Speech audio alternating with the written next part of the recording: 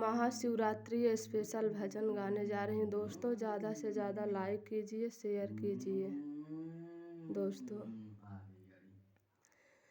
तब तक शिवजी हम नहीं अउबाई, तब तक शिवजी हम नहीं अउबाई।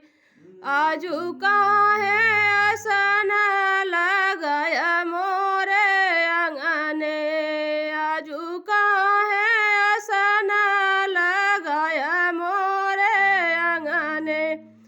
मलिया मिलाई फूल नहीं मिले शिवजी, मलिया मिलाई फूल नहीं मिले शिवजी।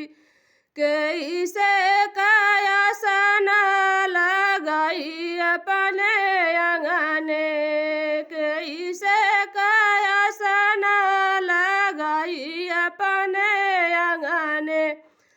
तब तक शिवजी हम नहीं अउबाई, तब तक शिवजी हम नहीं अउबाई।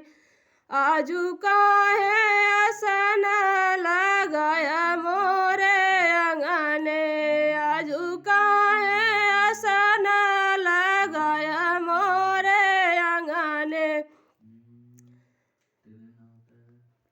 बेलपात मिले शिवजी धतूर नहीं मिलाई, बेलपात मिले शिवजी धतूर नहीं मिलाई।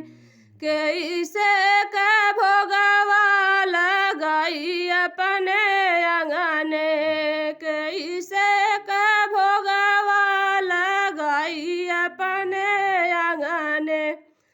तब तक शिवजी हम नहीं अउबाई, तब तक शिवजी हम नहीं अउबाई। आजू काहे आसन लगाया मोरे अंगने, आजू काहे आसन लगाया मोरे अंगने।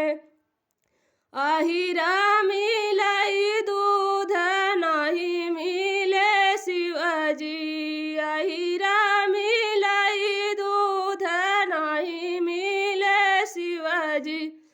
कैसे का दूधवा पियाई अपने अंगने, कैसे का दूधवा पियाई अपने अंगने।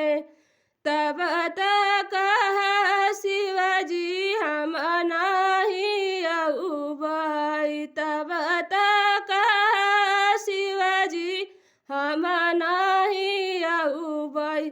आजू